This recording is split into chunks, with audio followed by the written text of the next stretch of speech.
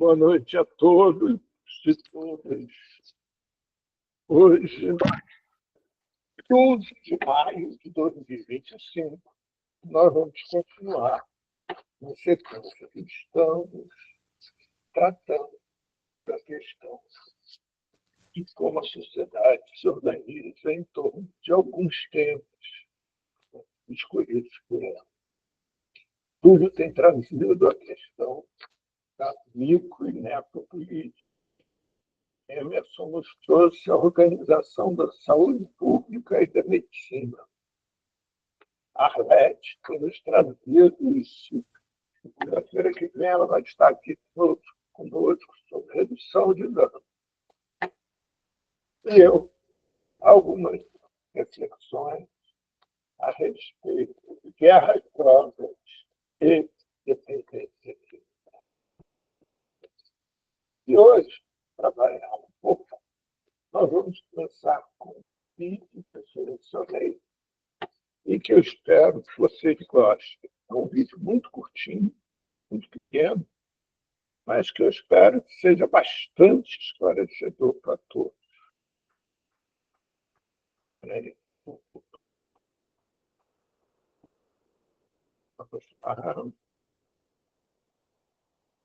Como é que é isso aqui?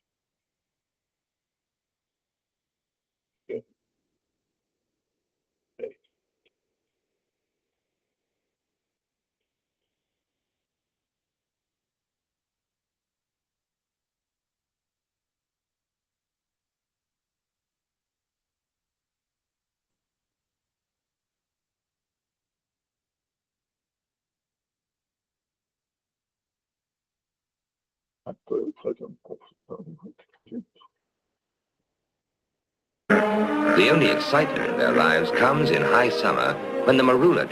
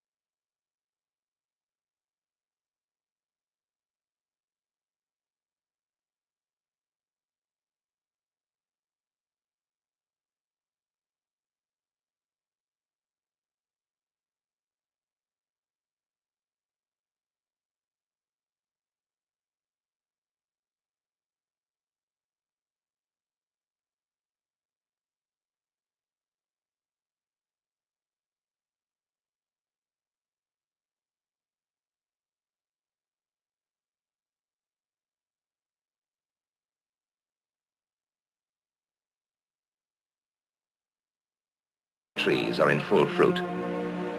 At first, the marulas are very tasty and hard to get at. You have to be either agile or strong to get your share.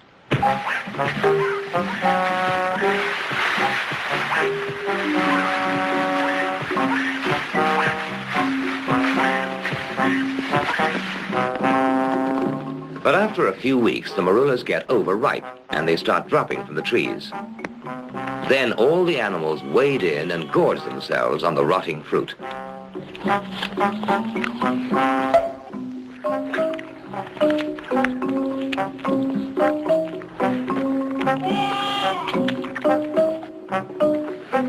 It starts fermenting in their tummies and turns into a very potent brew. So on the way home, things start happening to them.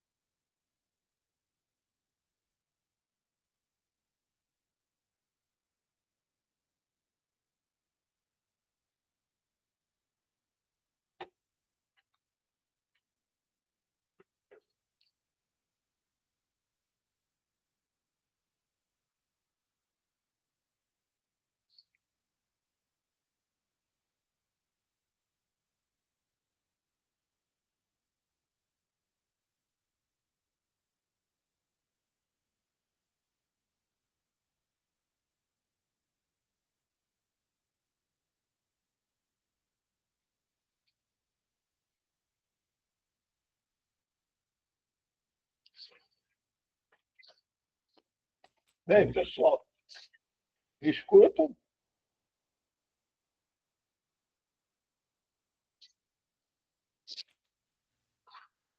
Vocês escutam o que eu falo?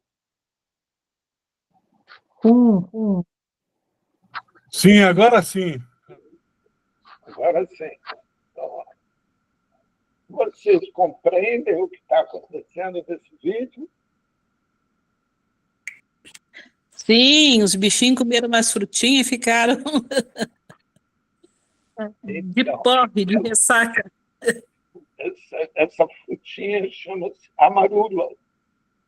É fabricado um licor com amarula, que tem um alto teor alcoólico, que é originária da África. Aí, o mais interessante disso tudo é que a fruta só dá fruto uma vez por ano, em pleno verão. Né? E fizeram já vários estudos a esse respeito e descobriram que os animais retornam todo ano. Aqui não aparece esse vídeo, mas outros vídeos aparecem. Você tem predadores aí comendo amarula junto com as suas presas, todos bêbados, sem nenhum tipo de violência, sem nenhum tipo de agressão, nada. Eles chegam aí, como vocês viram, vou passar de novo o vídeo para quem não viu ainda, porque é muito curto, né? Mas eles chegam aí e, pura e simplesmente, se alimentam intencionalmente desse fruto até que os frutos deixem completamente bêbados. Né? Então,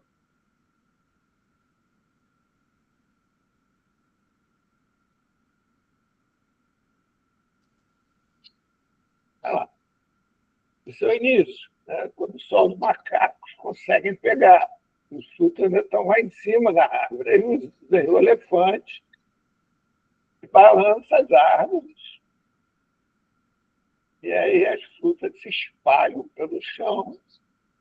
E eles comem as frutas, todos eles. Até que chega o verão, a fruta começa a cair já podre. E aí que os animais se juntam mesmo. Vocês veem que tem várias espécies de animais diferentes aí agora comigo. Né? E ninguém agride, ninguém se manifesta. É uma festa. Né? Mas é uma festa à base de álcool, e muito álcool. Olha o elefante, como é que fica? A girafa. Sim, e também, obviamente, essa fruta não dá num lugar só da África, né? Ela se espalha por toda a África. E é o mesmo ritual que acontece aqui. Acontece em toda a África, inclusive com humanos participando. E repito, né, que é muito interessante se observar que são animais de todas as espécies, animais de todos os tamanhos, o elefante. Uma clara demonstração de prazer. Né? Você vê que o elefante já está absolutamente doidão e não abre mão de pegar lá. Ainda alguma fruta, o macaco já não consegue nem mais andar, não sabe nem.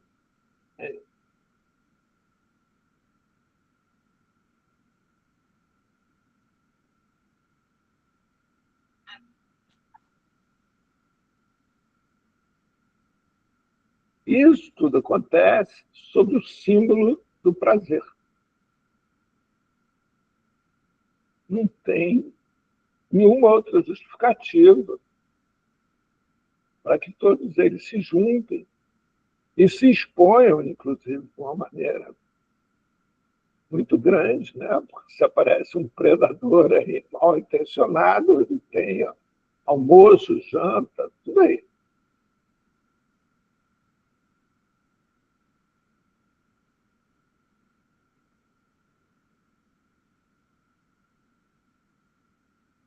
Bem, e o que será que isso tem a ver com o nosso tema? Alguém consegue fazer a correlação entre esse filme e o nosso tema, guerra às drogas e dependência química? Pode falar, Sérgio.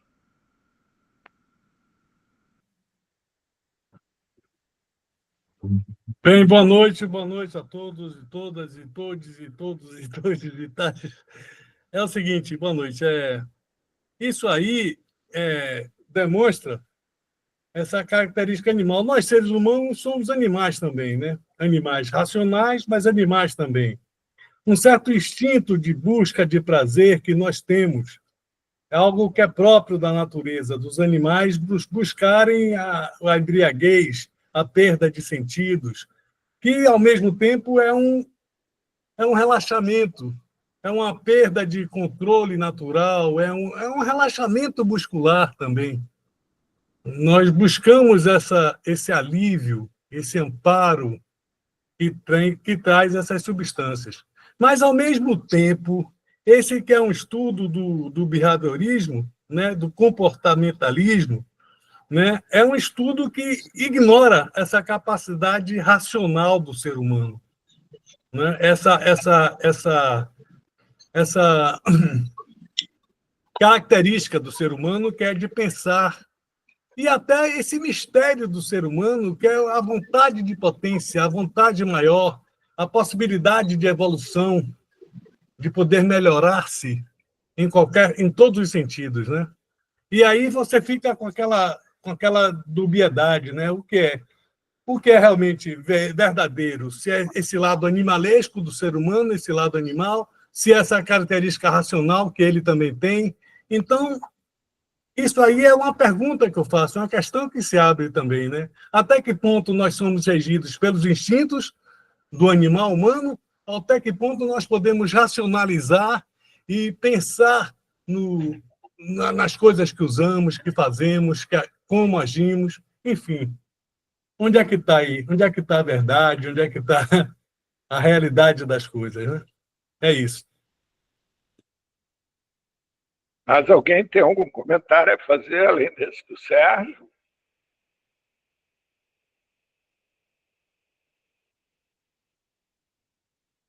Bem, então eu vou pegar um pouco esse gancho, né? Que, para mim, esse vídeo, assim como muitos outros, não sei se vocês já viram, o vídeo dos golfinhos se entorpecendo com veneno do baiacu. Eles espremem com a boca o baiacu até o baiacu soltar o veneno e eles vão ficando completamente alucinados. E não deixam o baiacu ir embora, porque ficam brincando com o baiacu para que o baiacu solte aquele veneno. Tem vídeos, inclusive, que os golfinhos conseguem juntar mais de um baiacu para que realmente fiquem entorpecidos. Mas tem muitos vídeos. O que, para mim, me chama muita atenção é que quando a ciência nos tenta mostrar os aspectos danosos do uso de substâncias psicoativas, inclusive do próprio álcool, ela não tenta nos mostrar também os usos benéficos.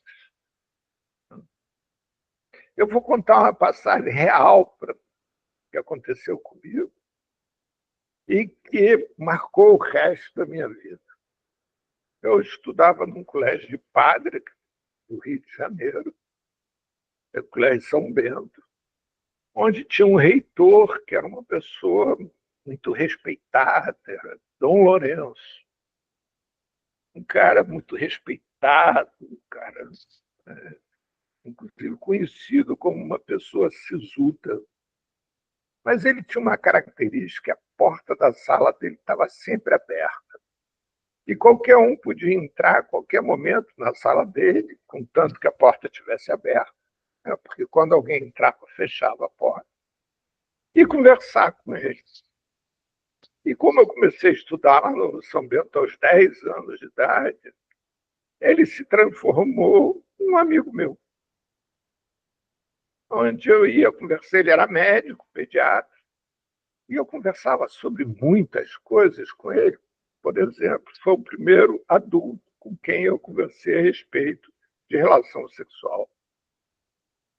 E um dia eu tinha 16 anos e descubro que um primo meu, de quem eu era muito próximo, estava fumando maconha.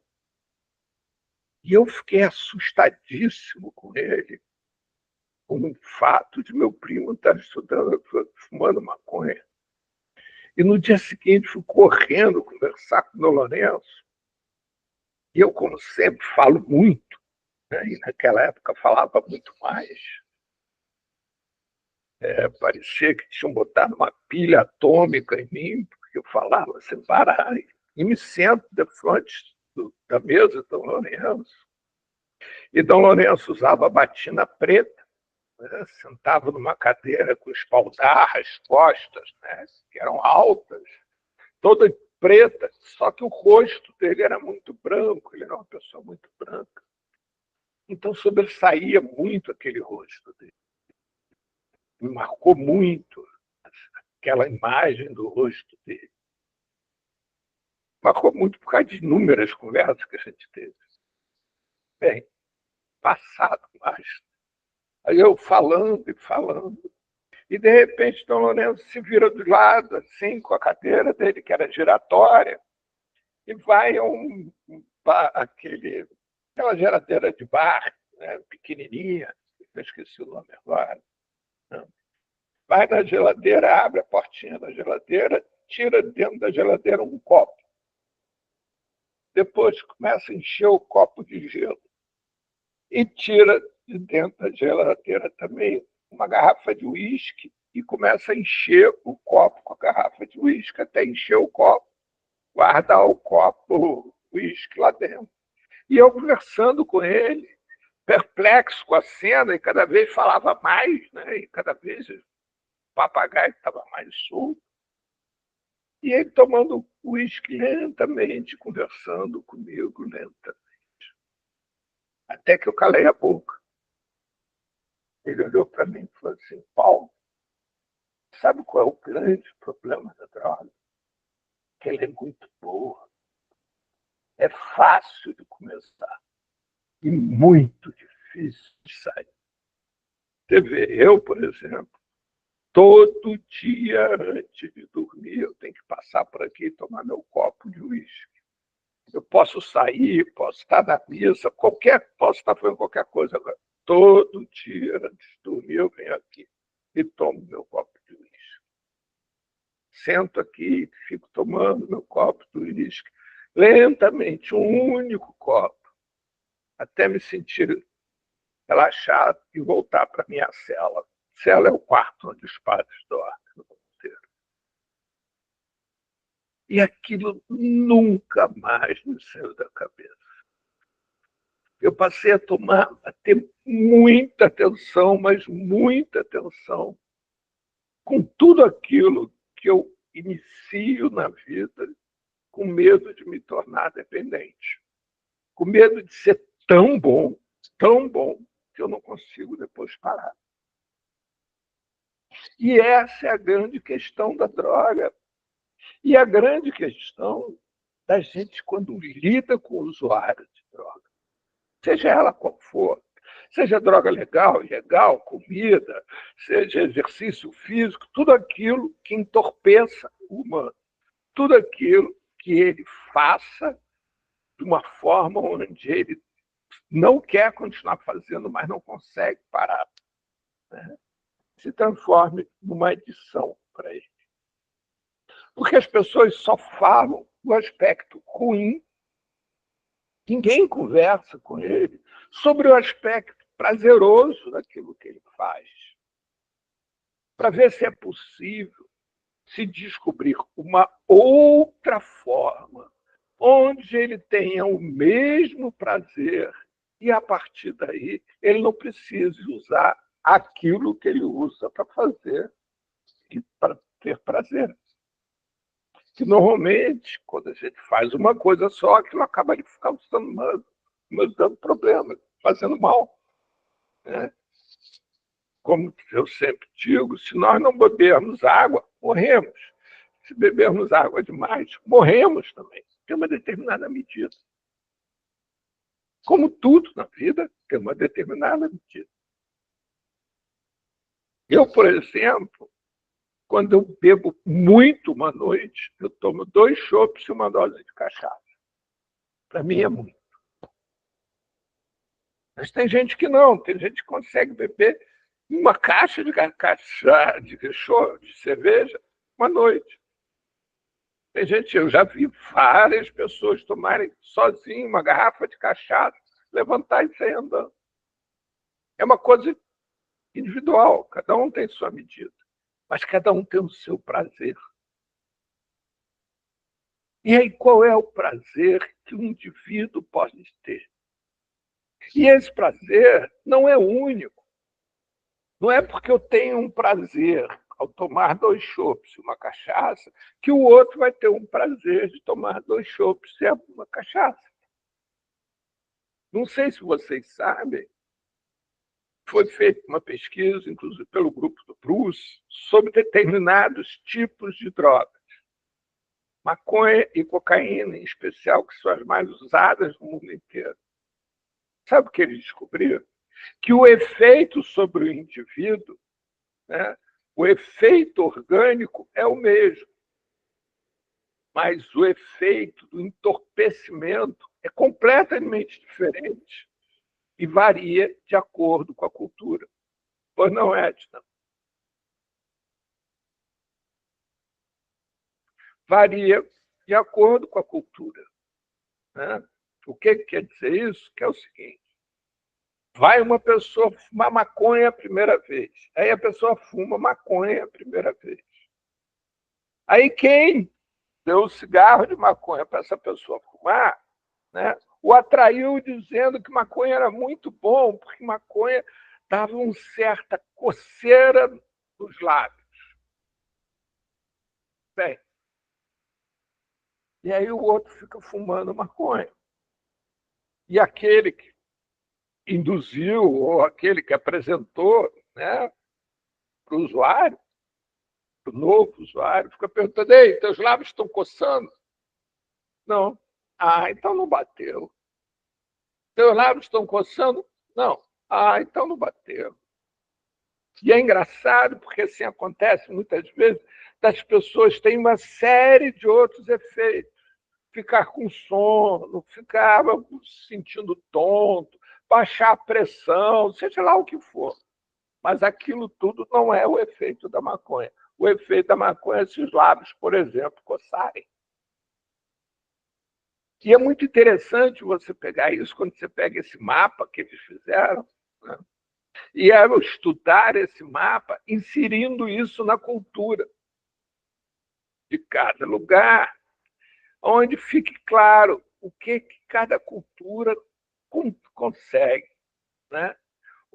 Identifica no uso daquela substância como sendo o efeito causado pela substância. Vou repetir. O efeito orgânico é o mesmo. Por exemplo, a maconha é vasodilatadora. Então, todos aqueles que fumarem maconha terão seus vasos dilatadores, ou seus vasos dilatados. Com isso, o sistema nervoso periférico fica muito mais ativo.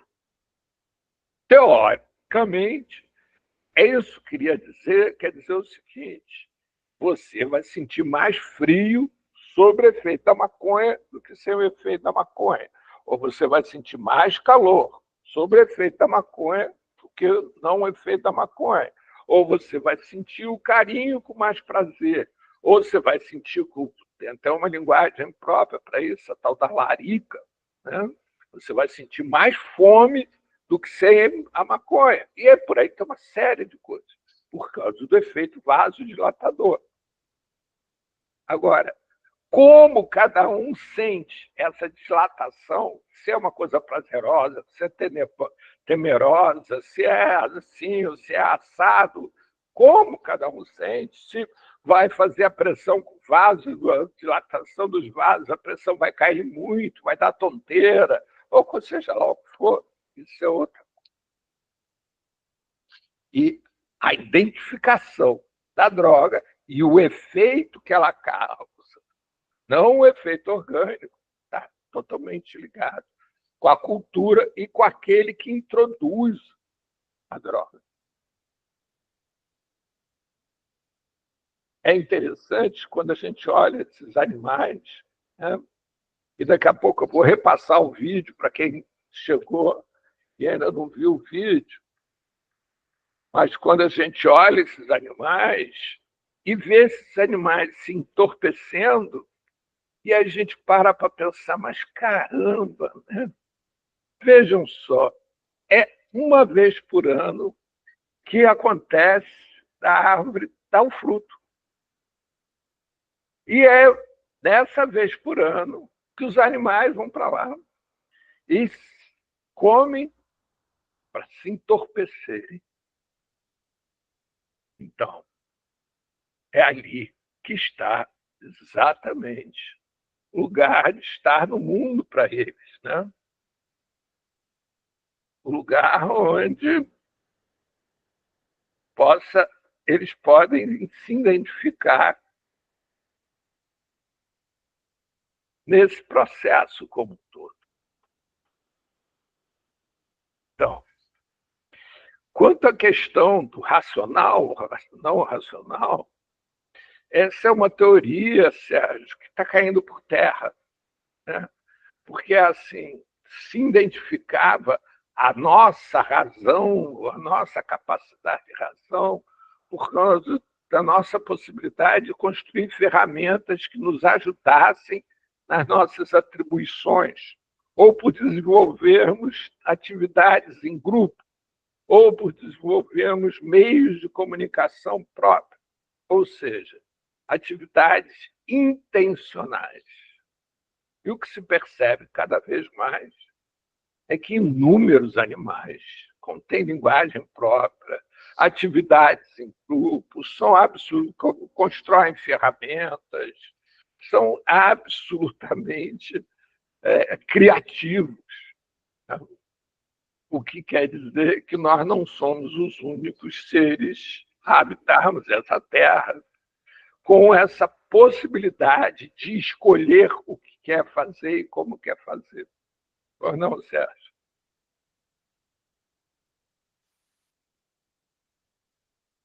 Bem, Paulo, é o seguinte, quando eu falo essa capacidade, esse racional, um animal racional, significa que é um animal que se desenvolve de forma gregária, como muitos outros, e que eles se juntam não apenas pelos instintos, mas através da linguagem. Eles constroem a linguagem, através da linguagem oral, a linguagem gráfica. E, a partir da linguagem, eles vão conduzindo, enquanto os animais buscam o líder da manada, tudo através da força, e da capacidade reprodutiva, às vezes, e tem sentidos mais animalescos, mais instintivos nesse sentido. O ser humano vai muito através da linguagem, tanto que ele cria o lugar de poder. E aí vem os controles do lugar de poder, os aparelhos de Estado. Aí vem as instituições, aí vem aquilo que a gente estudou recentemente, o biopoder, a biopolítica, a necropolítica, o biopoder, no caso, né? A capacidade de controlar uns aos outros e, ao mesmo tempo, de controlar-se. Né? Ele tem essa capacidade libertária, através do conhecimento, ele pode vir a controlar-se. Aí sim, ele vai fazer o que quer. É diferente, esse é um ponto bem distinto isso aí. Isso aí é um ponto que distingue os homens dos animais. Mas vou deixar... Eu não... Olha só, dentro dessa linha de raciocínio, Sérgio, nós estaríamos construindo ou interferindo na vida do nosso planeta para cada vez tornar a nossa qualidade de vida melhor ainda. E nós estamos interferindo no nosso planeta de tal forma, se continuarmos da mesma maneira, que ele vai se tornar inabitável para nós mesmos. Nós somos uma espécie muito nova no planeta Terra. E, ao que parece, ficaremos muito pouco tempo aqui. As baratas, por exemplo, estão há muito mais tempo no planeta Terra e certamente sobreviverão a toda catástrofe que estamos provocando. E, portanto, se a gente pensar, né, que a inteligência deveria estar primeiro dedicada à sobrevivência, a barata é muito mais inteligente do que o ser humano. Então, esse padrão que nós construímos, nós humanos, né, inclusive criando deuses à nossa imagem e semelhança, nos atribuímos de sermos filhos de deuses, etc. Né?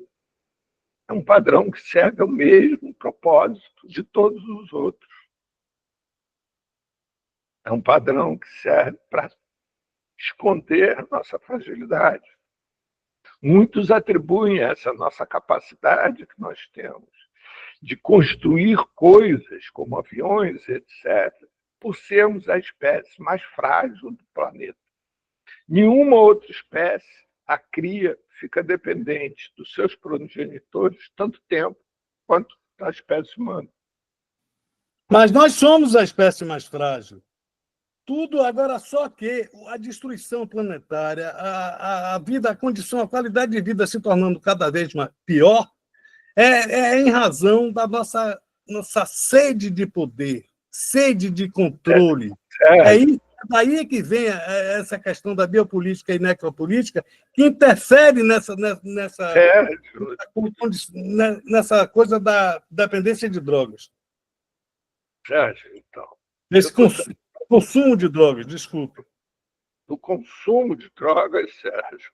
Então, eu trouxe esse vídeo de novo, em que eu vou passar de novo para aqueles que ainda não assistiram, né, que é muito rápido e, ao mesmo tempo, é bastante distraído, né, só para que a gente possa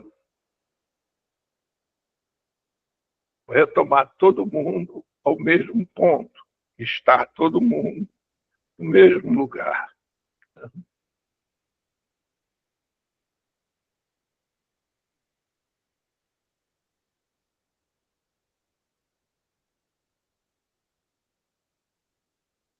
Pronto. Então vamos lá, pessoal. Esse frutinho amarelo que vocês estão vendo, é um frutinho africano chamado amarula, que inclusive se fabrica conhaque, tá, à venda em tudo quanto é lugar. Tem um alto teor alcoólico. Ele só amadurece no verão africano. E aí, de início, só os macacos, como vocês estão vendo, conseguem pegar os frutos. Mas logo chegam elefantes que balançam a árvore para que os frutos caiam. E olha o que acontece. Os animais comem os frutos até se embebedarem.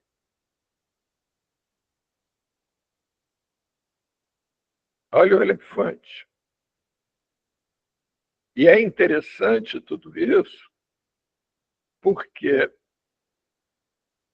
de acordo com pesquisas que fizeram, os animais retornam todo ano para comer os frutos da marula.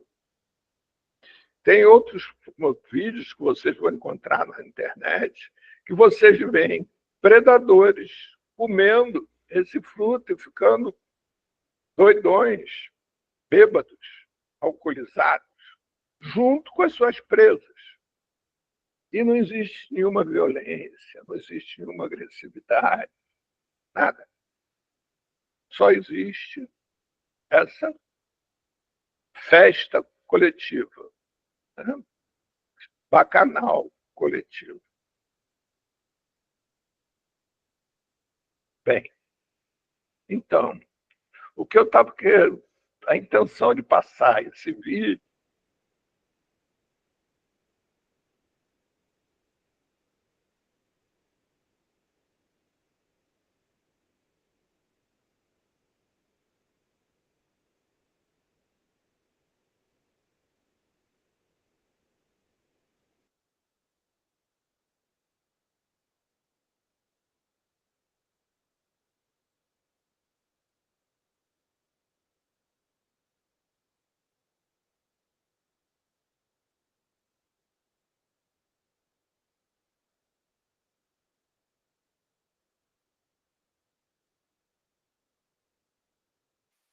Eu não estou ouvindo, Paulo. Eu não estou ouvindo. Não estou ouvindo sua voz.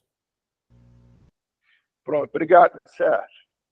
Mas a intenção de passar esse vídeo foi para que a gente desloque um pouco essa questão do consumo de substâncias psicoativas, álcools e outras drogas, né? Ou de qualquer outra questão que a pessoa fique vinculada involuntariamente, seja comida, sexo, exercício, internet, celular, seja lá o que for, né? De só como se fosse uma coisa exclusiva de nós humanos, como se fosse algo direcionado com um único propósito, né? Então, as espécies animais como um todo se utilizam de substâncias psicoativas em atividades meramente recreativas, sem nenhum problema, sem ninguém achar que eles vão ficar doentes por causa disso, que eles vão ficar dependentes por causa disso, ou qualquer outra coisa do gênero. É só uma atividade recreativa. Então, se a gente olhar, né, esse ciclo que a gente programou de debates aqui no Observatório, desde quando o Emerson nos traz a organização da saúde pública e da medicina, mostrando que a primeira intenção foi mapeada por interesses outros e não por cuidados ao ser humano, né? E não para que tratasse e cuidasse do ser humano, mas para exercer um controle sobre o ser humano. Assim como depois a religião é organizada também de tal maneira que ela controlasse o ser humano e o comportamento do ser humano, né? Estabelecendo normas, regras para esse comportamento. E aí vem Tully e nos fala de como isso vem sendo organizado. E alguns pensadores se dedicaram a estudar a esse respeito e dar nome para essa forma de atuar. E começa pela biopolítica, que é a política onde vai, através do que a gente pode chamar de saúde, da saúde, tratar e manipular o ser humano. Então, por exemplo, né, o álcool pode-se fazer campanha na televisão, o álcool pode-se fazer, né, vender no supermercado, não, teoricamente não causa mal algum. Precisa, ninguém faz campanha de prevenção a esse respeito. Mas a maconha, não. Mesmo que com a maconha, se tem uma série de produtos farmacêuticos de eficácia comprovada, continua proibido. E aí, como se isso não bastasse, surge a necropolítica, que agora já não é mais o controle do humano através do seu bem-estar. Não. Agora é através da sua vida. E nesse momento a gente assiste à ação da necropolítica, que é um massacre promovido por Israel na faixa de Gaza. Eles cercaram uma população lá dentro que sequer deixou a população sair do lugar que estão. E bombardeiam e matam, inclusive, pessoas como paramédicos da ONU que vão para lá para cuidar dessas pessoas. Eles matam os paramédicos. Destruíram todos os hospitais da faixa de Gaza. E a todos assistem sem nenhum tipo de manifestação. Quando teve o início disso tudo, que foram meia dúzia, né, de palestinos que invadiram Israel e raptaram alguns judeus, alguns israelitas, o mundo se revoltou de imediato. O Israel fazendo isso, ninguém se revolta. Os meios de comunicação não produzem nada. Isso chama-se necropolítica. A gente pode também olhar, né, a questão da população de rua. População essa espalhada cada vez mais pelas ruas do mundo inteiro, onde nós passamos por eles e não somos capazes de dar um olhar, uma boa tarde, um bom dia, seja lá o nome que se queira. Não. Eles são como se fossem invisíveis. Se tornam cada vez menos invisíveis, porque, embora poucos saibam, cada vez mais existem pessoas com escolaridade de nível superior nas ruas.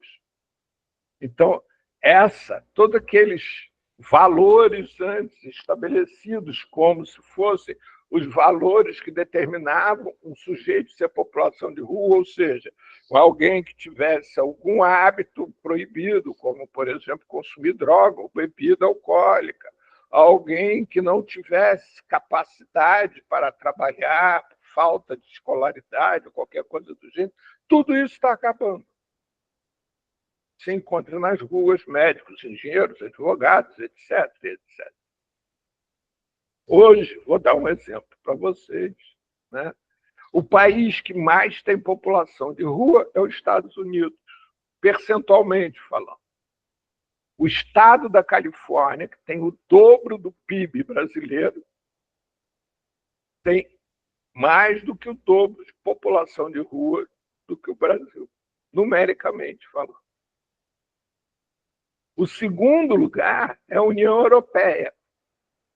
E aí alguns colonizados, né, dizem assim, não, pessoal, mas lá tem população de rua por causa das guerras e da migração. Não, não é. Primeiro, porque com a criação da União Europeia acabaram-se as fronteiras. Então não existe mais migração na União Europeia. Existe circulação de cidadãos. E segundo lugar, né, que lá, principalmente, o crescimento é assustador. O índice de crescimento. A situação é tão grave que o fascinador, o capitalista mor, Elon Musk, sugeriu numa entrevista de estabelecer a renda básica universal. Tal o nível de desemprego que é previsto em curto período de tempo. Então, surge a necropolítica. E como que e como isso tudo vem se organizando ao longo do tempo? Assim, escolhendo temas onde esses temas fossem presentes no cotidiano da população e que a ciência comprovasse que aqueles hábitos daquela população são maléficos, vão contra a moral. A partir daí, a ciência comprova que isso é uma doença, não é uma escolha. E, a partir desta doença, é necessário se fazer uma intervenção. E aí, através dessa intervenção, se estabelece o controle local. Então, você pega, por exemplo, né, uma pessoa, um comerciante de substâncias psicoativas. Ora, gente, o comércio de substâncias psicoativas é um dos comércios onde mais circula recurso financeiro. A Organização dos Estados Americanos, há algum tempo atrás, fez uma pesquisa que foi retirada da internet, que demonstrava que dentro da cadeia produtiva da questão da droga, ou seja, desde o plantador até o consumidor, quem ganhava mais dinheiro com isso era os bancos. Sabe por quê? Porque é o seguinte, como o Pablo Escobar, que era um traficante conhecido, etc., ele não podia abrir uma conta no banco Bradesco, Citibank, seja lá o que fosse, e depositar o dinheiro lá. Então, para fazer isso, ele tinha que estabelecer contas numeradas. Quando Pablo Escobar morre, para quem fica aquele dinheiro? Para o banco. Não é para os seus herdeiros. Tem um livro escrito pelo filho do Pablo Escobar, em que ele denuncia tudo isso. Ele já esteve aqui no Brasil mais de uma vez fazendo palestra a esse respeito. Ele não tem residência própria, exatamente porque ele tem a cabeça dele a prêmio, por causa desse livro, onde ele demonstra que todo o dinheiro que o pai dele juntou, ele não herdou um único tostão, nem casa para morar. Porque como o pai dele era traficante, quando morreu, o Estado peruano pegou tudo.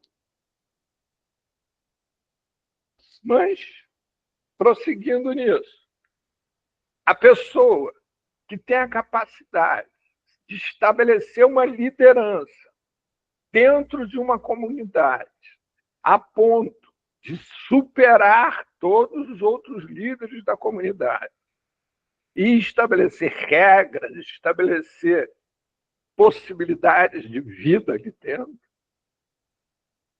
é um líder de verdade. Líder esse de verdade, que ao se transformar um criminoso, quer dizer que ele é contra as leis vigentes. E, portanto, ele coloca em risco os líderes sociais, a elite. E aí o que se faz? A polícia vai lá, sobe e mata. E mata sabendo que vai virar outro ocupar aquele mesmo lugar, mas é só uma questão de higienização. Não deixar que o poder cresça demais.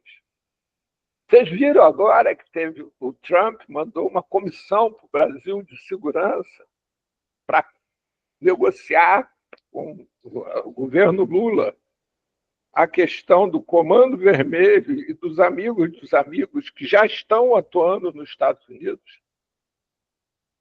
Estão colocando em risco a segurança dos Estados Unidos por causa do comércio de droga. Pois é. Então, e aí, é aqui no morro que está lá o traficante perigoso, é ali no morro. A elite toda, né, não está envolvida nisso. Quem está envolvido é lá o traficante. Eu garanto, todos nós que estamos aqui presentes conhecemos um usuário de droga. Pois pergunte a esse usuário quantas vezes ele subiu um morro para buscar qualquer droga. O jornal The Intercept fez algo com autorização judicial, inclusive, e foi o seguinte: ele encomendou por telefone uma pizza e uma dose de cocaína. A dose de cocaína chegou primeiro do que a pizza. Pois não, Sérgio?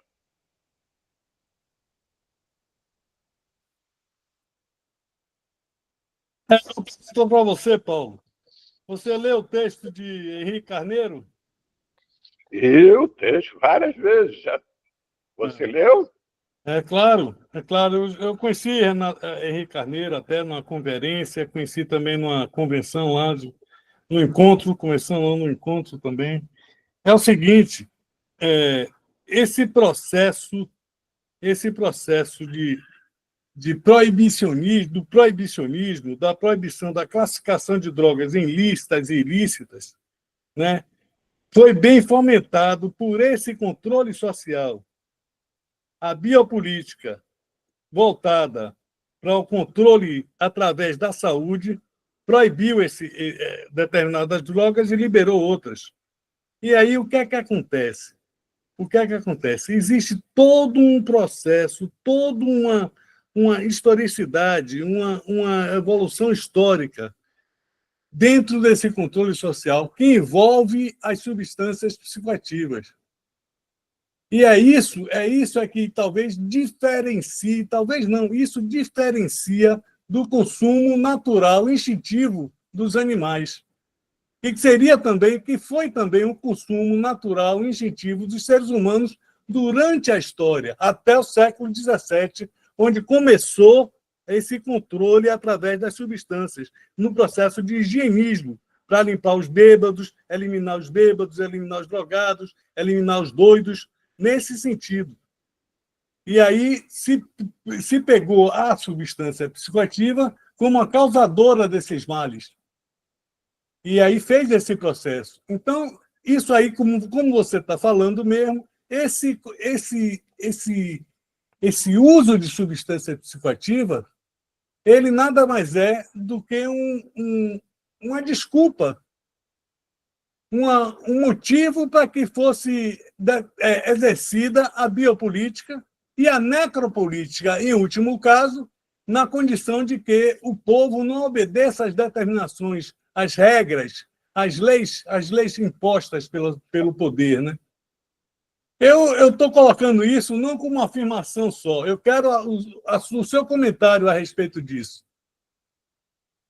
Então, de novo, Sérgio, eu vou pontuar algo, né, porque isso é muito importante para o nosso debate, que quando os animais vão em busca da marula, não é um processo instintivo, muito pelo contrário.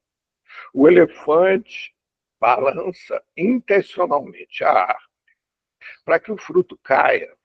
Portanto, é um processo voluntarioso, é um processo consciente.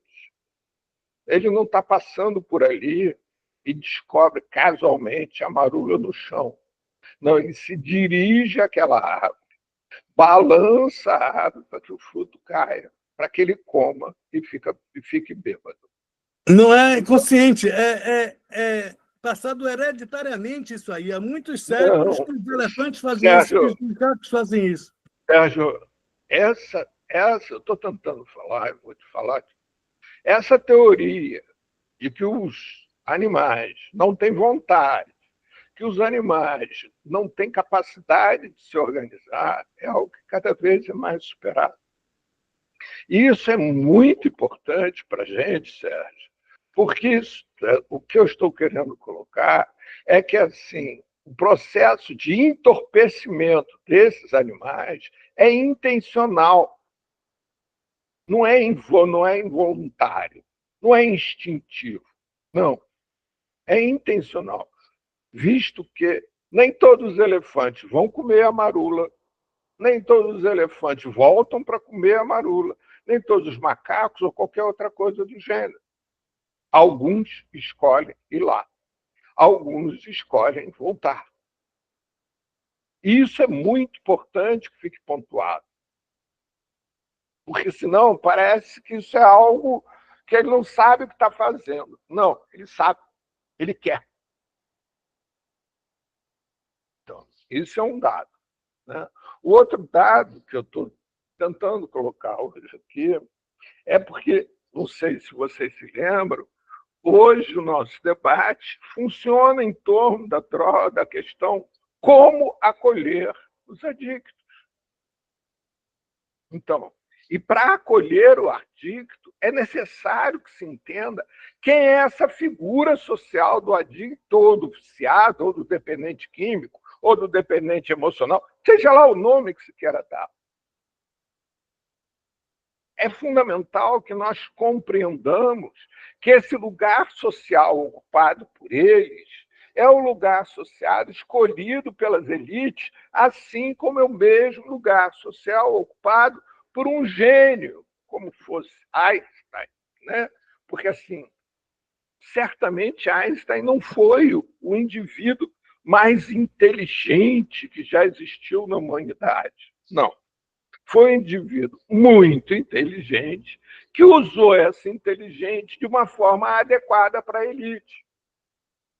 Se vocês quiserem ler algo sobre isso, tem um livro fininho, pequenininho, escrito por William Reich, que é Escuta Zé Ninguém. William Reich é um discípulo de Freud, que ele vai caminhando, só que o Freud fica contido no humano, na relação individual. E Reich vai estudar a questão da psicologia social. E também, além disso, o Freud trabalha só a partir da verbalização, da palavra. Reich não. Reich funda o que é conhecido como a terapia corporal.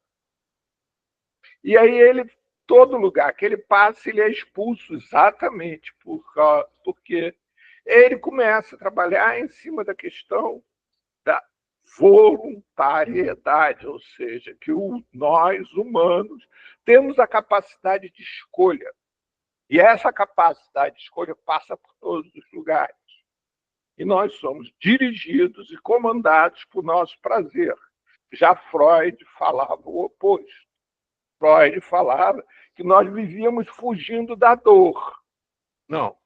Reich diz que nós andamos em busca do prazer. Parece a mesma coisa, mas é absolutamente diferente.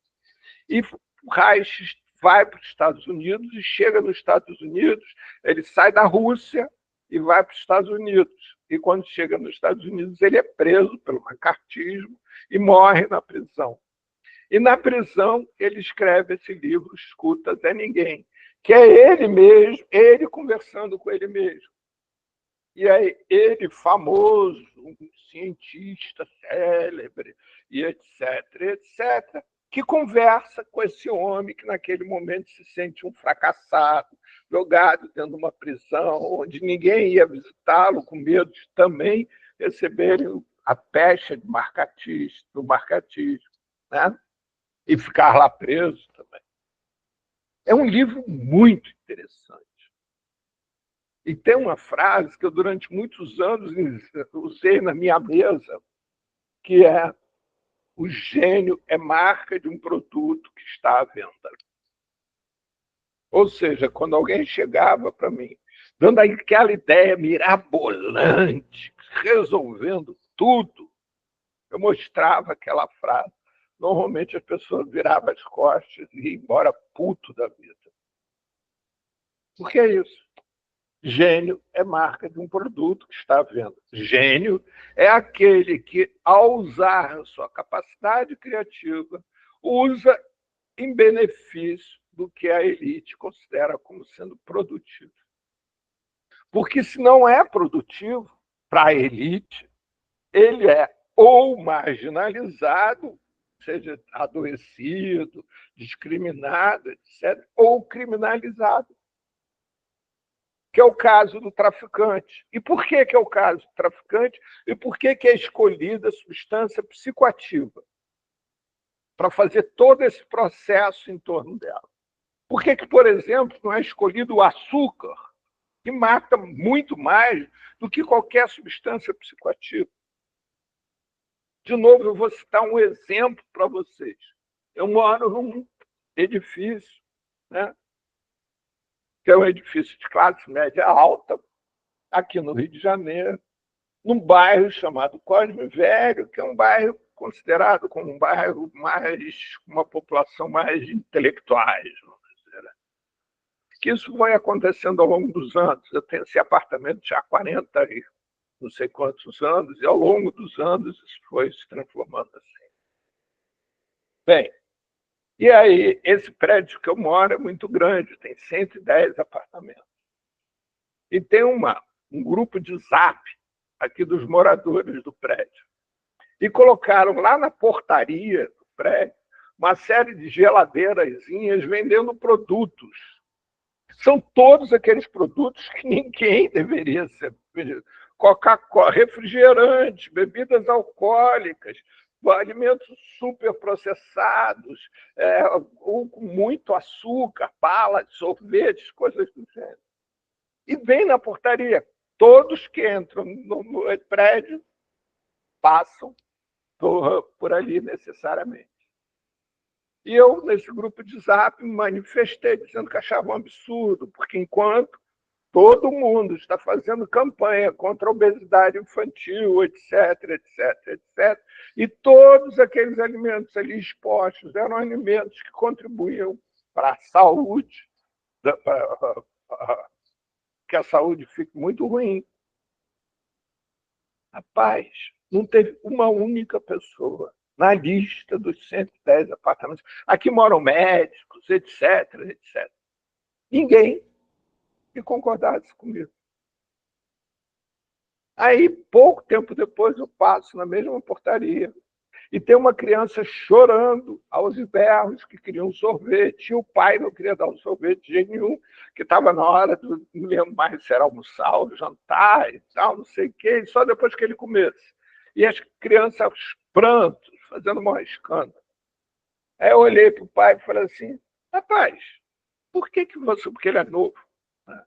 Por que quando eu levantei essa questão, falando de tirar essas geladeiras daí, você não me apoiou, não concordou?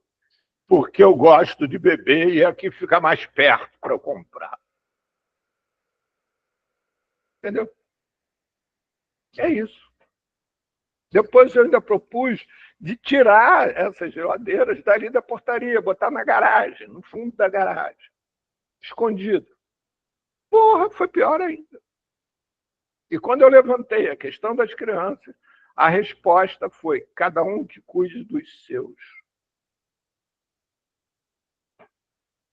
Então, por que se a sociedade ela é tão desleixada com a saúde, ela é tão incapaz de se cuidar, tão incapaz de cuidar do planeta que nós vivemos, escolheram exatamente as substâncias psicoativas para exercer esse controle, através delas exercerem o controle. Pois não, Sérgio? Mas é fácil entender isso. Isso se dá pelo seguinte, pela massificação. A maioria da sociedade é massificada por aparelhos eletrônicos de áudio e Também, vídeo. não, E olha só, isso anula as pessoas, anula a maioria das Sérgio, pessoas com personalidade anulada. Sérgio, eu vou só te É algo. lembrar, Sérgio, eu vou só te lembrar que na década de 40 o álcool foi proibido nos Estados Unidos, né? E foi quando mais se bebeu. Então, não é. Não foi década de 40, não. Foi de 1920 a 1939. Não, Então, a tá bom. 34, antes da guerra. Então, Década de melhor 20. ainda. Mas não Tá tinha bom? televisão Obrigado. nessa época, não tinha televisão. Não, não Poucos. tinha nada. Então, e o álcool era um problema. Vou te lembrar também que, de acordo com o texto do Henrique Carneiro, foi no século XVII que surge o vício. É. Também ainda não tinha nada disso. E a pergunta se repete: por que escolhe-se as substâncias psicoativas? A gente pode pensar também por um outro parâmetro.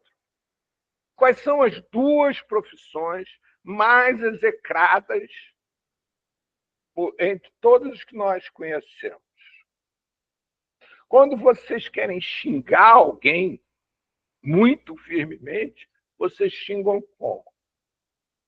A prostituta, porque o sexo, filho da puta. Porque o sexo é o alimento do capitalismo, é a repressão sexual. E O gera Sérgio uma também série não é. de...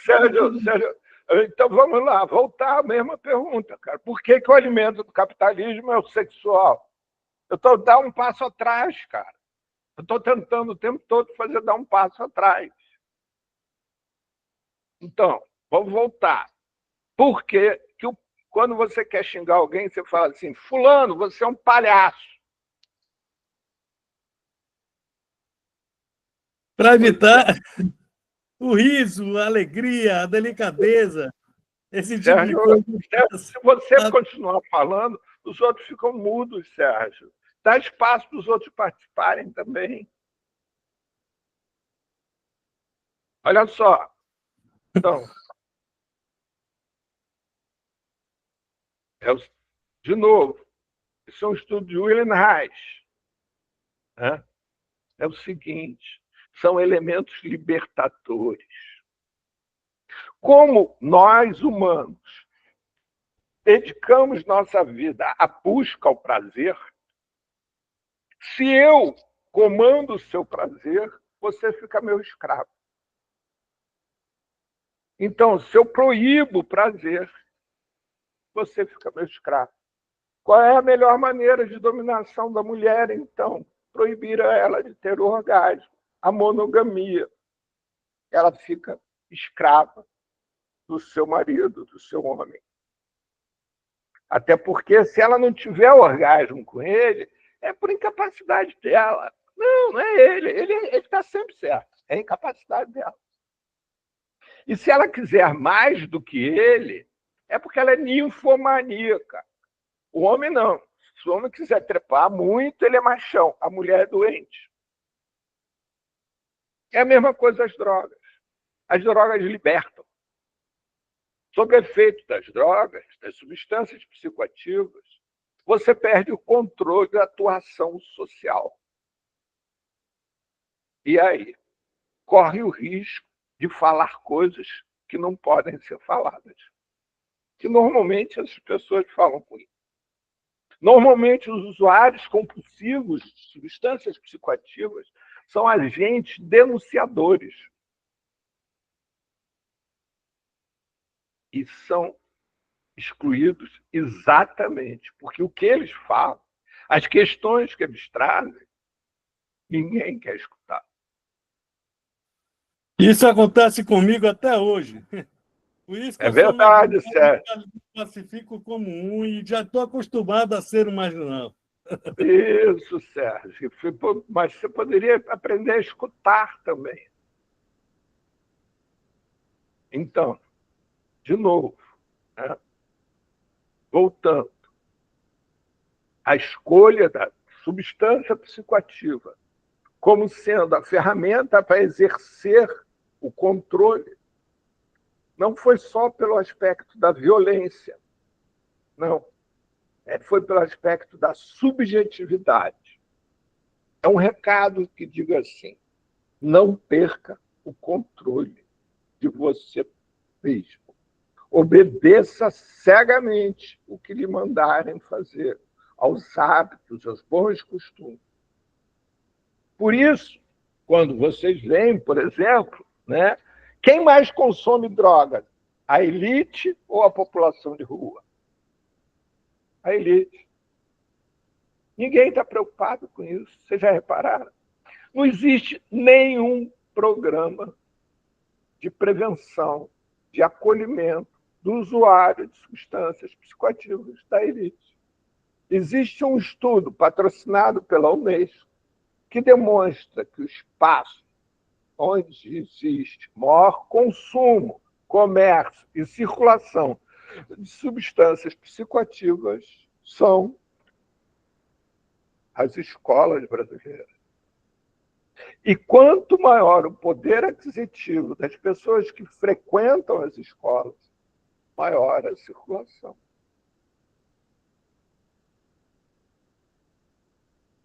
Ninguém fala disso. Se discute internação compulsória para a população de rua. Não sei se vocês acompanharam o nível de consumo de cocaína no Brasil, na cidade do Rio de Janeiro, chegou a tal ponto que peixes que circulam em torno do emissário submarino em alto mar estão contaminados com cocaína. Não sei se vocês acompanharam que a principal lagoa da cidade de Florianópolis está com a água poluída de cocaína e remédios ansiolíticos. Vocês veem alguém falando nisso? Alguém preocupado com isso? Ninguém. Estudos feitos pela própria Petrobras, com esgotos das plataformas de petróleo de alto mar, mostram alto consumo de drogas. Ninguém fala disso. Porque chegamos a um alto ponto de massificação dos aparelhos eletrônicos de áudio, vídeo, smart TV, smartphones.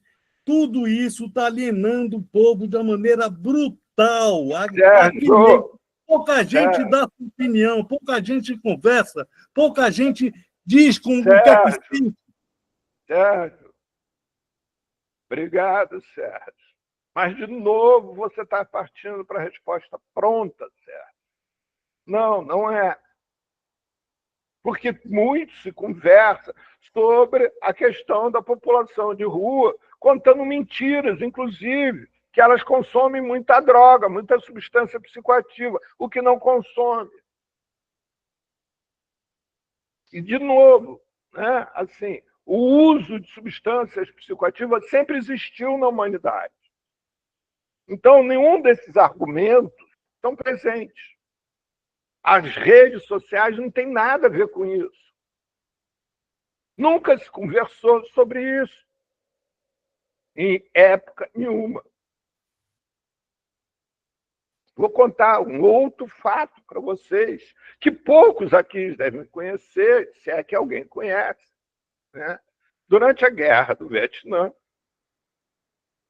o governo norte-americano era conivente com o uso de heroína por seus combatentes no Vietnã. Isso tem registrado em vários livros, em filmes, e etc, etc, etc. Um dos temores de acabar com a Guerra do Vietnã era porque, ao se acabar com a Guerra do Vietnã, retornariam para os Estados Unidos 300 mil combatentes norte-americanos que, de acordo com a teoria da guerra às drogas, viciados inexoravelmente em heroína, o que faria aumentar muito a circulação de heroína nos Estados Unidos. E, com isso, aumentaria a criminalidade, a desordem social, o caos. E, ao mesmo tempo, o governo americano não sabia como tratar, porque, segundo o governo americano, quem provasse uma única vez heroína ficava viciado pro resto da vida, porque se tornaria dependente químico. E também a solução adotada era prender, inclusive, os usuários de substâncias psicoativas. E aí ia prender 300 mil heróis nacionais. E esses 300 mil, a prisão desses 300 mil heróis nacionais tornaria público o fato do governo norte-americano ser conivente com esse uso.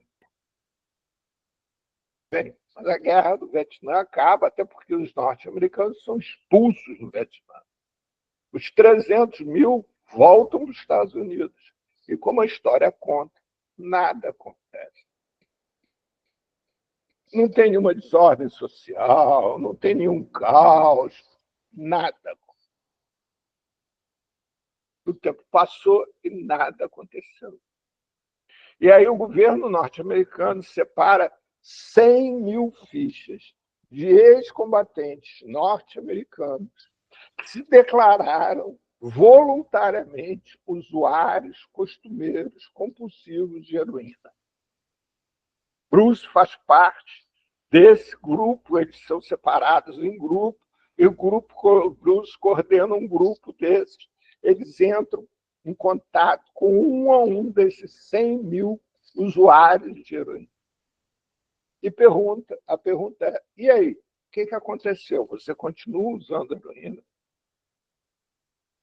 87,3% diz que, ao chegarem nos Estados Unidos, abandonaram o uso de heroína por vários motivos, com medo de que os filhos passassem a usar também, etc, etc, etc, etc. Desses 12,3%, só 4% continuavam usando heroína. Seja porque queria entretenimento, ou seja, porque não conseguia parar. Os outros 8,7% precisaram de ajuda de profissionais para pararem de usar heroína. Sabe o que isso quer dizer? Que o uso de heroína não causa problema nenhum. Não, teve em Nova York, teve a Hell's Kitchens, né? Foi daí do Vietnã que nasceram as Hell's Kitchens, as cozinhas do inferno, em Nova York, e a política de tolerância zero. Foi uma necropolítica que aconteceu em Nova York nesse período aí, mataram gente pra caramba. A polícia matou muita gente nessa época e acabou o consumo de heroína ser praticamente também anulado, né? Hoje em dia se consome Não, muito pouco heroína no mundo. não foi anulado o consumo de heroína. Não Não, foi. mas Foi isso. diminuiu. Não foi, mas não teve nada a ver com isso, Sérgio. Teve a ver com o seguinte, com o período da AIDS, como a heroína injetável, todo o uso de todas as substâncias injetáveis reduziu muito. Mas, Sérgio, eu vou insistir com você. Por favor, não se manifeste mais. Dê espaço para que as pessoas se manifestem. Mas eu não estou impedindo que as pessoas manifestem. Que as pessoas se manifestem, se manifestem. O que é que eu estou fazendo? Poxa. Você, ao ocupar a palavra, você inibe todos os restantes. Você já reparou que eu paro, faço silêncio em algum momento? É exatamente para que as pessoas possam digerir a conversa, esperar para ver se tem alguma devolutiva. E aí, com a tua fala, não dá tempo. Bem, então, concluindo essa conversa de hoje, como vocês veem, né, a história da humanidade demonstra que não existe nenhuma intenção da elite em encontrar soluções para determinadas questões sociais, como, por exemplo, o uso de substâncias psicoativas. Nenhuma. Aqui na cidade do Rio de Janeiro, tem um médico psiquiatra que é um charlatão, e que esqueci o nome dele agora, daqui a pouquinho, que é dono de uma clínica, que, como alguns atores globais foram para lá, né, essa clínica se tornou muito famosa. E ele cobra uma fortuna para torturar seus pacientes. Ele é tão charlatão que ele faz, na apresentação dele, quando você entra na clínica, no site da clínica, eu não estou conseguindo me lembrar o nome dele, já vou me lembrar. Aí você tem lá o currículo dele. Aí ele diz que fez um curso em Harvard para poder atender dependentes químicos. Aí ele cita o nome do curso. E aí você vai em Harvard, entra com aquele nome de curso, você descobre que aquilo dali é feito, é uma palestra de 4 horas de duração, online, diga-se de passagem, que qualquer um pode fazer também. Então, não existe nenhuma intenção de desenvolver espaços na nossa sociedade para que, através disso, as pessoas conquistem suas autonomias, para que as pessoas tenham a possibilidade de escolher seus destinos livremente. Muito pelo contrário. A nossa sociedade tem uma forma de educar que é disciplinar. Agora, por exemplo, está virando moda, em São Paulo, principalmente, né, escolas chamadas cívico-militares. E são PMs que vão dar aula sobre comportamento, como devem se comportar as pessoas. Você não espere que uma sociedade dessa alguém vai ensinar como uma criança ou como um adulto vai distinguir se o que ele está cheirando é cocaína ou pó de mármore.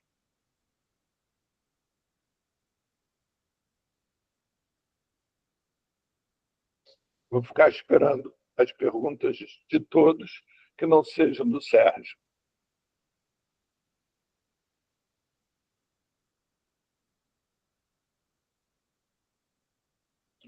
Graça Araújo.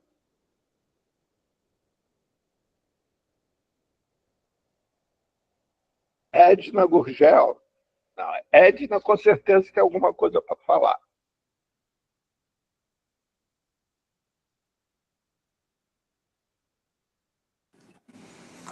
Não sei se eu tenho alguma coisa para falar, mas eu concordo com você, com os estudos, né? Se você olhar de uma maneira mais macro, né? Você vai fazendo uma análise, você vê que que o que está tão claro quando você fala não está claro para a população em geral, né? Já não é de hoje que as empresas e os governos, etc., eles tentam mostrar para a população que eles estão fazendo, entre aspas, uma guerra às drogas, né? E aí sobe, como ainda agora, hoje parece que, sei lá, teve lá em Paraisópolis, eu vi a reportagem já no final, e invadem favelas, etc., etc. E isso causa-se por exemplo, eu ia falar a história de São Paulo, mas peraí, causa uma impressão assim, poxa,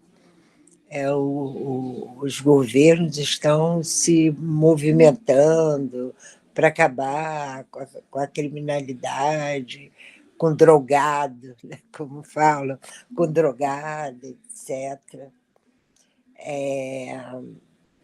Então, mas você faz uma análise mais macro, vê tranquilamente isso.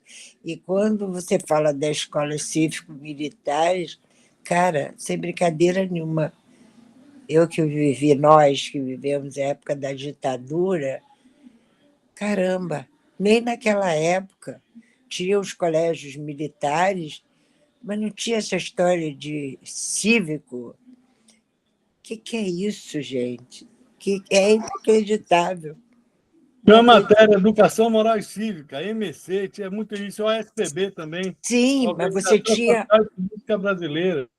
você tinha uma matéria, você não tinha uma escola que tivessem esses princípios.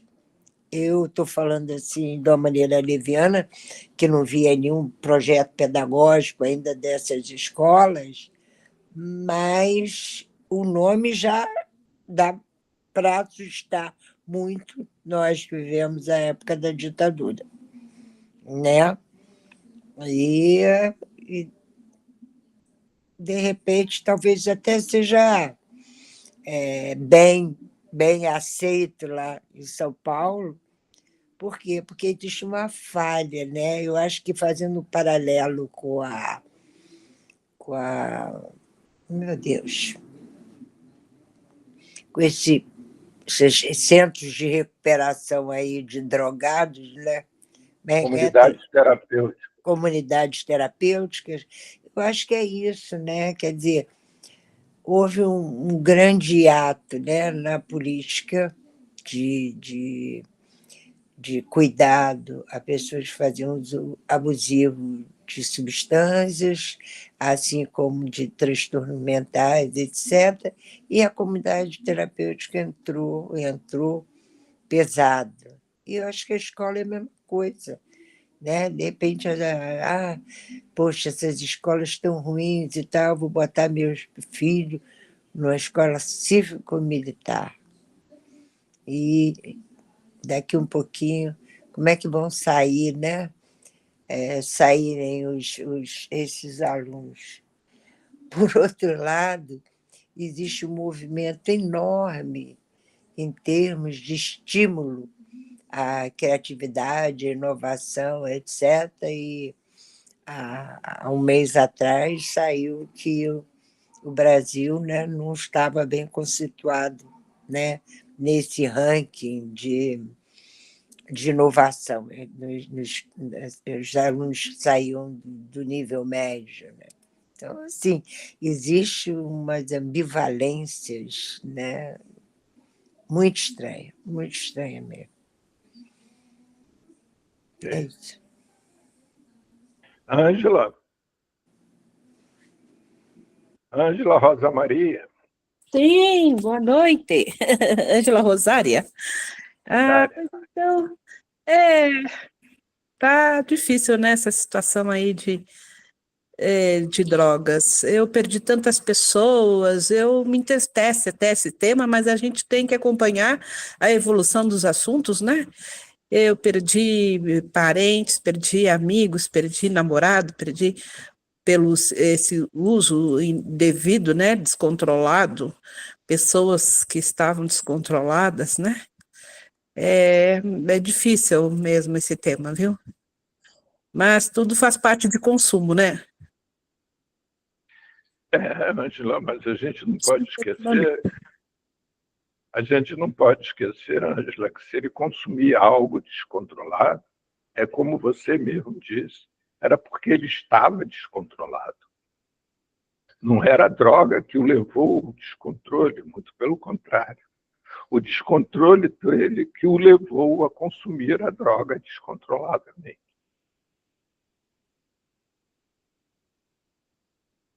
Cristiane Soares.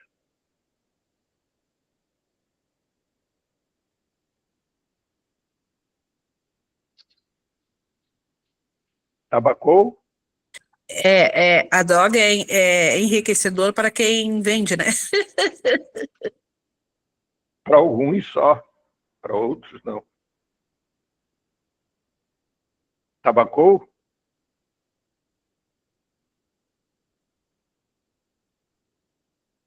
Nada, falar. Maria da Graça Araújo.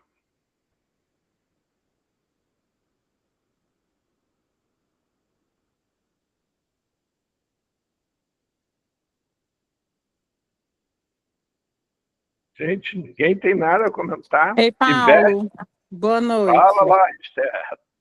Boa noite. Tudo bem? Sempre muito bom lhe ouvir. E quando você traz essas informações de pesquisas, né, da história, eu gosto bastante. Faz refletir sobre o que você colocou em relação a que existe essa pesquisa, né, da Unesco, que o primeiro contato, geralmente, que as pessoas têm é na escola, né, com a droga. Não nas ruas, não os moradores de ruas. E aí você fala que não existe uma política de prevenção para essas pessoas. Mas o que seria, o que você entende por prevenção, Paulo? Porque, por exemplo, eu entendo como uma melhoria nas políticas públicas de educação, saúde, enfim. Mas você acha que hoje a gente teria como ter uma política voltada só para a prevenção do uso de substâncias psicoativas? Não, nós poderíamos ter uma política de prevenção à adição. Aí, como seria? O que seria? Como assim? Pois é, sobre isso nós vamos conversar na segunda-feira que vem.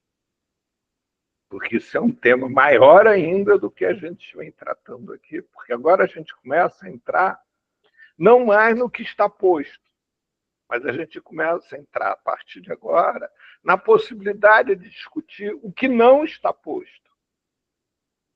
Começa a entrar na possibilidade da gente discutir, e aí, como é que faz? Será que já foi feito em algum lugar alguma coisa diferente?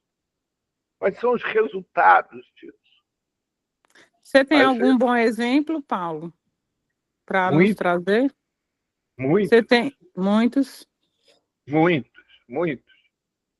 E registrados, inclusive. Muitos. Tanto bons quanto maus exemplos. Aí você vai fazer essa exposição na próxima semana. Segunda-feira nós vamos entrar nisso. A intenção hoje foi a gente conseguir dar um fechamento na nossa compreensão de por que as coisas estão da forma que estão. A quem serve isso? Né? Porque nós vivemos num regime capitalista tão bárbaro que só existe aquilo que dá lucro. O que não dá lucro não existe. Sim. Então, quando você vê algo acontecendo, a primeira pergunta que você tem que fazer é quem ganha dinheiro com isso? Porque se ninguém ganhar dinheiro com aquilo, aquilo acaba.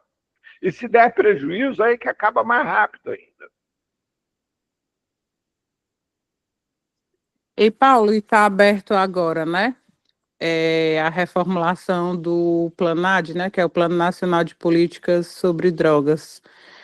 Vocês têm algum, tipo assim, estão trabalhando para a gente por exemplo, para quem quiser, né, se manifestar, está participando da consulta pública, está colocando... Oi. Olha só, eu não acredito em nada disso. Eu tenho tanta coisa Não, eu para fazer. também...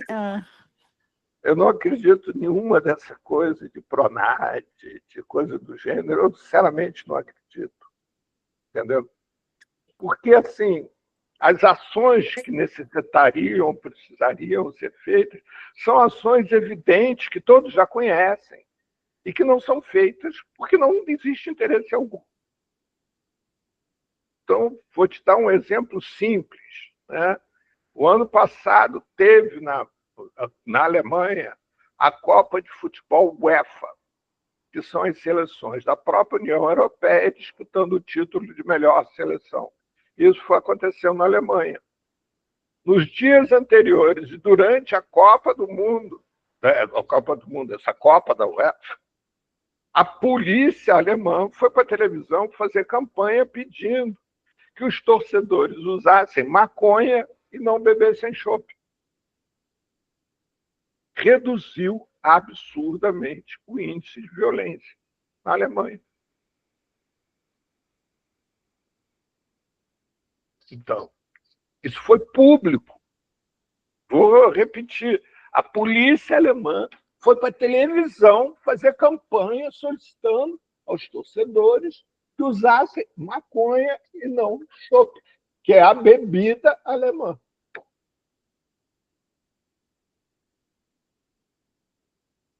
Esse é um dos muitos exemplos, Esther. Entendeu? Isso não quer Entendi. dizer que todos devam usar maconha. Isso não quer dizer que eu acho que as pessoas devam usar maconha. Mas dependendo da situação, se alguém está com sede, você não vai falar para a pessoa comer sal. Né? Você vai falar para ela beber água. Então, se está acontecendo uma Copa de futebol, onde as pessoas ficam naturalmente excitadas, você recomendar que as pessoas tomem uma bebida que excita mais ainda é querer promover o caos. Então, eles recomendaram o uso de uma substância que acalma, vasodilatadora. Entendeu? Entendi. Adriana, desculpe.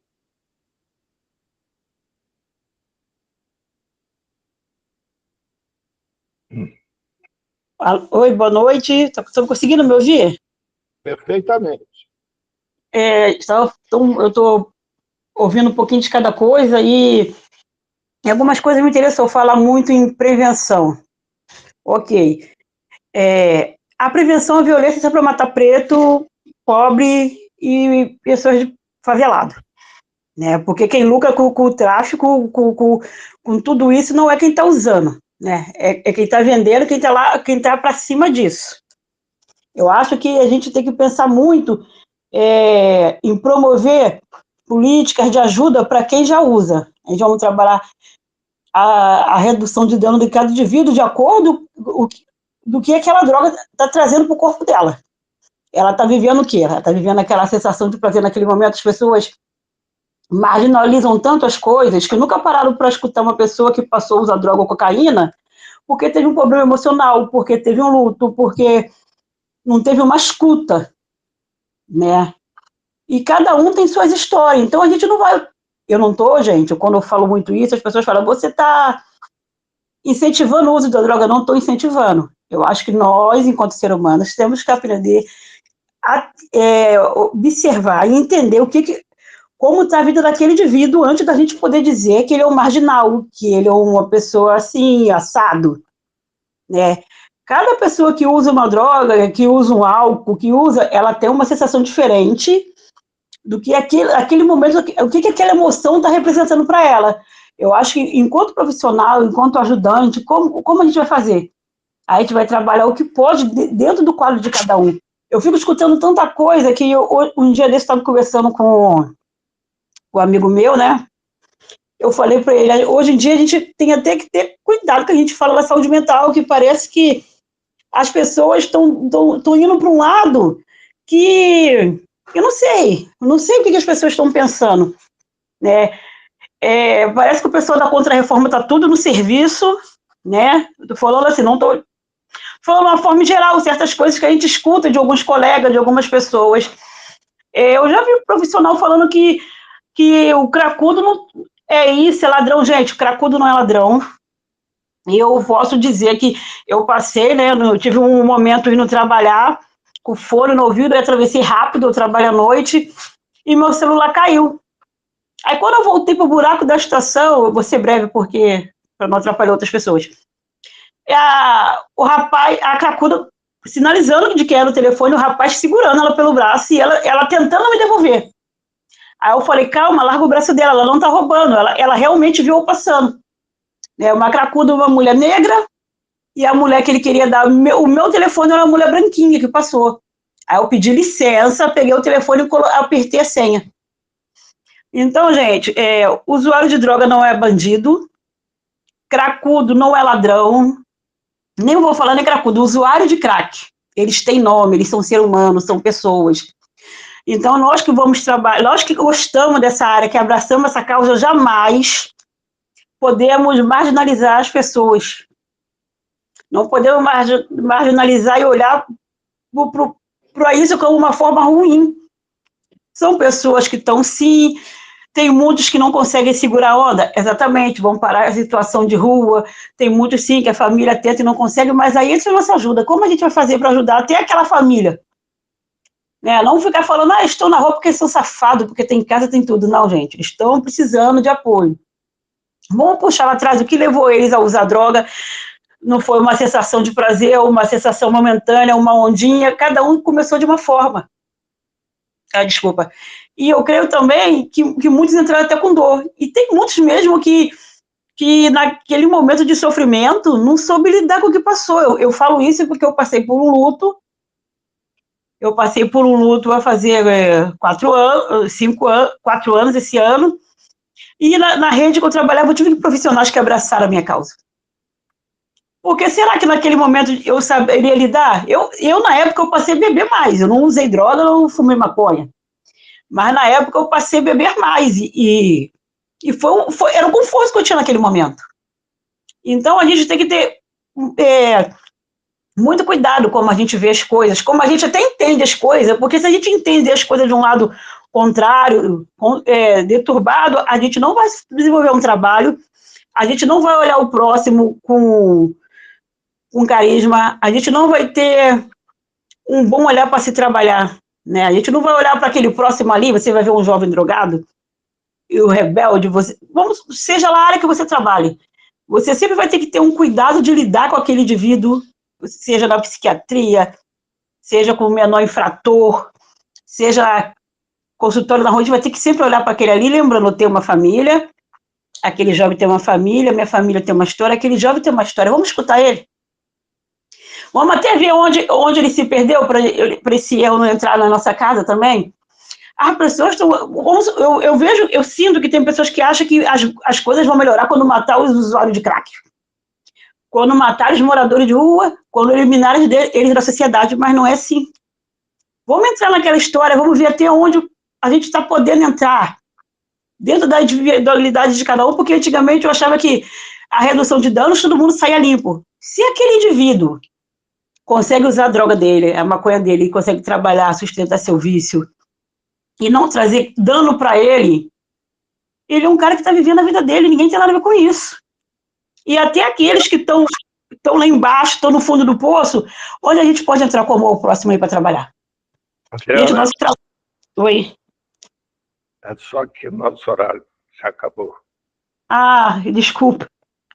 Não, problema algum. A sua fala foi muito rica e teria algumas coisas que eu até gostaria de comentar. Mas eu quero só te chamar a atenção de uma única coisa. Você involuntariamente repete alguns termos que colocam essas pessoas no mesmo lugar que as outras. Você, em algum momento, você falou assim, onde foi que essa pessoa se perdeu? Ela não se perdeu. Pode ser até que ela tenha se encontrado ali. Exatamente. Assim como você também colocou em um outro momento, né, falando que as pessoas que vão consumir, que você passou por um luto e que você não consumiu droga. Você aumentou a bebida, mas não consumiu droga. A bebida é a pior das drogas. Exatamente. Eu dei isso como exemplo para mostrar que nós, seres humanos, somos. Adriana, só para você pensar, eu estou te dando essa devolutiva para você entender que quando você aumentou a bebida, você aumentou o consumo de drogas, sim. Exatamente. Era esse ponto que eu ia chegar.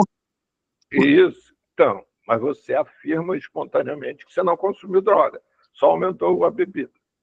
Não, eu quis dizer que eu entrei no. Eu já entendi o que você quis. Eu só estou tentando pegar o seu exemplo de uma fala tão Sim. consistente, de uma fala tão bonita, né, para ver que se nós não ficarmos extremamente atentos a nós mesmos, esse Exatamente. discurso a gente acaba repetindo, repetindo e fazendo com que os outros acreditem. Sim. Então, nós temos que começar por nós mesmos, para depois poder pensar, né, e olhar para o outro. Ângela, Eu trabalhei numa casa de recolhimento, ou uma casa de passagem, como educadora, bem, e aí eu tinha uma família de três, uma neném de 4 Ângela, anos, eu uma queria te neném de pedir só 4 para anos, você encurtar o máximo possível a sua tá, história. uma menina de 4 anos, a outra de 9 e um menino de 13. E os pais iam lá tão inocentemente visitar as crianças e eles estavam proibidos de entrar, eles ficavam fora do portão, né? Daí eu perguntei, mas por que que os pais não podem ver? Porque quando eles estão com a droga, eles fazem festa com as crianças. E quando eles estão sem as drogas, eles batem nas crianças. Inclusive, uma delas já estava com AIDS, né? E eu, assim, então, é doloroso esse tipo de... que quando se estende aos pais também, né? De usar crianças, machucarem crianças, os inocentes. Eu já vi muita coisa assim, ruim, horrível com droga, com usuários em relação ao usuário de drogas, né? Então Vamos, é uma doença mesmo, sabe? primeiro, não é doença, Ângela, a gente estava falando exatamente sobre isso, né? Não, as pessoas, Pode né? ser, As pessoas que pode estão ser. usando Peraí. estão doentes, né? É isso que eu quis Não, dizer também não. para poder Nem usar todas, drogas, né? nem Esse todas. exercício. Ângela, Freud usava cocaína todo dia de manhã ao acordar. Sigmund Freud. Se você quiser, leia um livro escrito pela filha dele, Anna Freud, chamado Freud e a Cocaína. Walt Disney era usuário de Opel. Eu posso passar aqui muito tempo citando personalidades que usam droga. E a droga não é o agente motor disso, porque senão todo mundo que usasse cocaína teria o mesmo comportamento. Não. Cada um tem um comportamento que é seu, em que, como ele perde o controle dele próprio perante as regras sociais, ele atua de forma que, costumeiramente, sem a droga, ele não atua. Mas se uma pessoa mata outra, não é porque ela estava sob efeito de droga, que a droga que fez ele matar. Não. Se a gente fosse prender todos aqueles que têm vontade de matar alguém, todos nós estamos na cadeia. Todos nós, alguma vez na vida, já desejamos que alguém morresse. Só que o que diferencia o assassino do não assassino é que o assassino transforma a sua vontade em ação. E nós não transformamos. Mas eu acho que a vida vai ficar extremamente mais simples se a gente deixar a droga de lado e lidar com as pessoas, como a Adriana falou. olharmos olho no olho, escutarmos e deixar a droga de lado. Vemos que ali de frente da gente tem uma pessoa que pode estar com fome, com sede, doente, carente, uma série de coisas. E que a droga só serve como um calmante, como uma solução para aquilo tudo que ela está vivendo. Eu já fiz esse desafio, Ângela, várias vezes, em debates públicos. Né? Teve uma vez que eu participei de um debate, de uma mesa, com o secretário municipal aqui do Rio de Janeiro de assistência social. E com ele, com aquele discurso, né, conta a história dos craques, dos usuários de crack, etc. E o nome dele chama-se Rodrigo Bedford. Eu falei para ele assim, Rodrigo, tem um desafio para te fazer.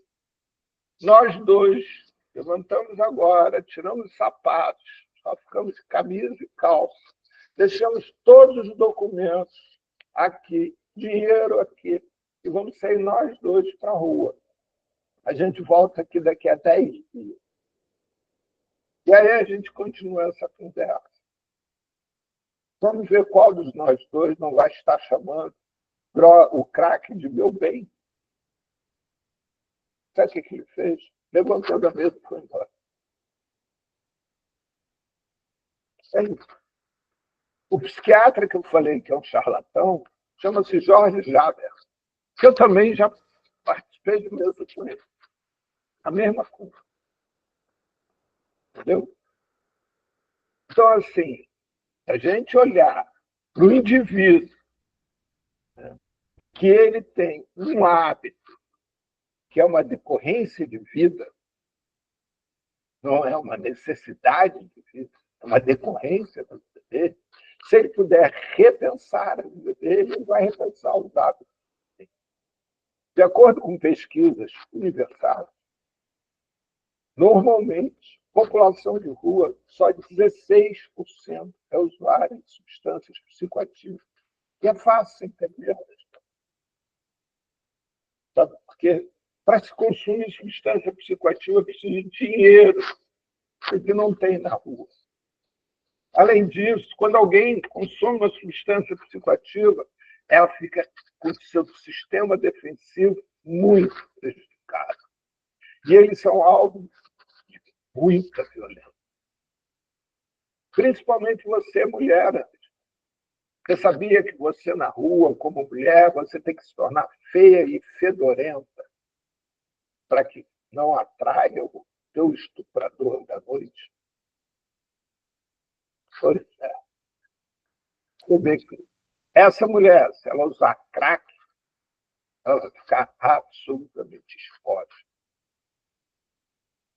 Então, as coisas não são bem assim. Querem nos fazer acreditar que sejam assim. Não são bem.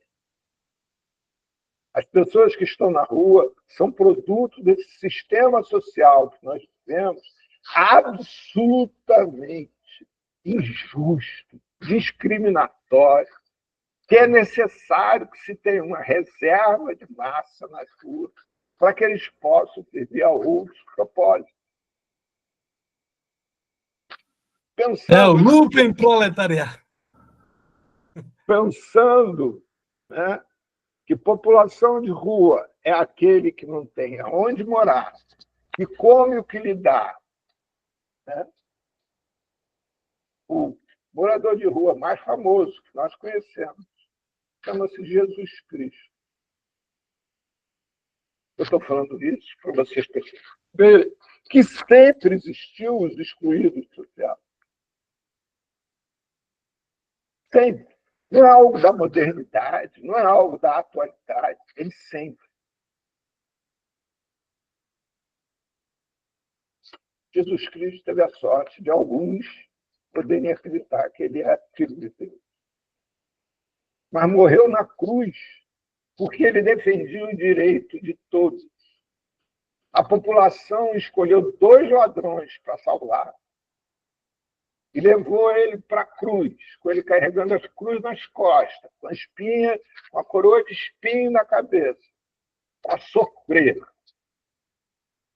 para servir de lição para todos aqueles que estavam presentes e que no futuro vissem aquela imagem, que não se podia lutar por direitos iguais, que não se podia lutar por igualdade, que não se podia lutar para que todos tivessem um prato de comida na mão, na mesa.